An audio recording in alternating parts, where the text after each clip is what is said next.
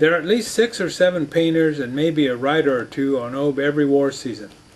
They petition Galaxy Control and the Patrol Dome Commander for permission to use the mini-domes as studios. Those who apply are usually art traditionalists. These traditionalists are artists who still continue the tradition of creative observation, a tradition that has been outlawed by the Zimmnel establishment art community. If they get permission, they hitch a ride with the patrol supply ship and spend almost the entire season sequestered in these small domes. The reason these artists come here is because Zimmnel is populated by electro-people with no discernible difference in appearance and, as the planet is non-organic with no natural landscape, so these artists come to Ob to submerge themselves in the soul-stirring beauty of nature. For even though the brain has grown in size and strength and has been transferred into electromechanical devices, there still resides in the nooks and crannies of some minds a deep-seated longing to connect with nature. For the most part, however, artists on Zimmnel have purged and suppressed completely this back-to-nature urge and have looked to money and fame for brain-soothing artistic satisfaction. All public and private buildings are now required to buy art. Art is even traded on the Galaxy Art Exchange. As a result, art has become a big business on Zimmnel. Art schools have become business schools. Zimmnel artists are considered businessmen first and artists second. It is an accepted truism among young artists that the best businessmen are the best artists. The Artists Business Bureau for the Advancement of Art has over a million members. They even have lobbyists at the Center for Galaxy Control to push for inter-galaxy art standards. They insist that abstract, non-representative art be the official galaxy art, and it should be the only art traded on the Galaxy Art Exchange. It wasn't always this way. There was a period when there was a flourishing artist community in the galaxy. It was when the population of Platon was in its high Homo sapiens stage of development with the average brain size of around 1,600 centimeters.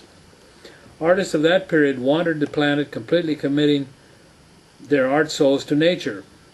Planet Platon, being a beautiful organic planet, encouraged and nurtured this commune with nature, which was deemed so essential for the development of a true artist.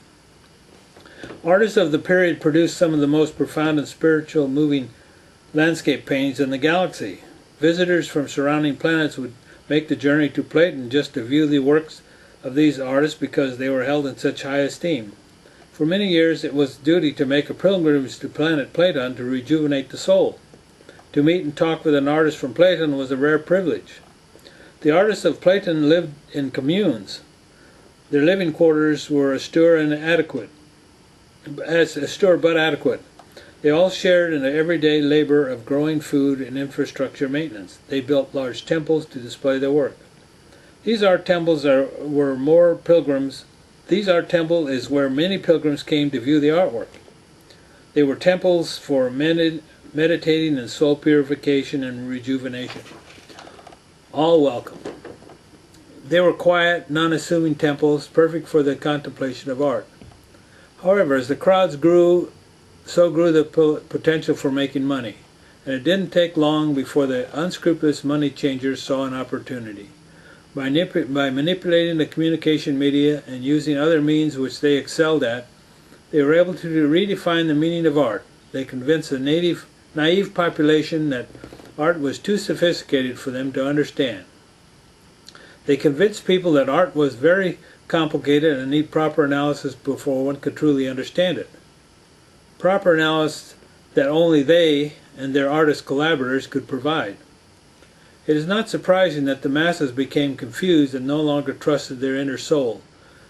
With clever phrasing and high-sounding words, the money changers convinced the people that they alone had superior knowledge about what art was or wasn't. It wasn't long before they had control over the artists and their art. Soon they began to sell what they now defined as art for big profits.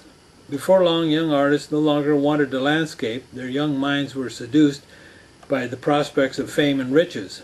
The true artists were neglected, temples fell into ruin, pilgrims no longer came, and no one was interested in true art. The people enticed by the money changers to frequent these new art viewing establishments, elaborate buildings with all sorts of tempting things to buy. Once they crossed the threshold and walked into these dens of the devil, they were taken advantage of in the most egregious fashion.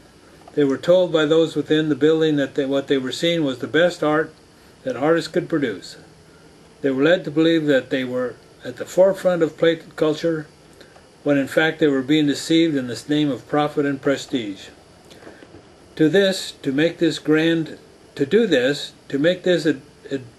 this kind of advantage of people who want nothing more than to find solace and peace within their soul, to do this for the purpose of making money, to do this for profit, is very cruel and a callous thing to do. It's a crime against nature itself.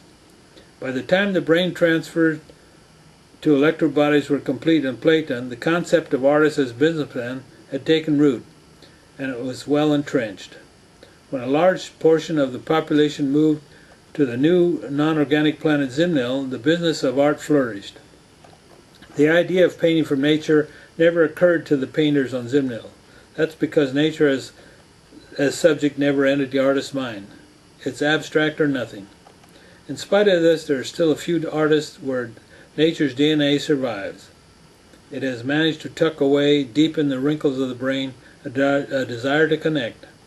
The descendant of these brains with those small bits of nature-loving DNA are the Zimmnellians artists who request permission to spend war season in these mini-domes.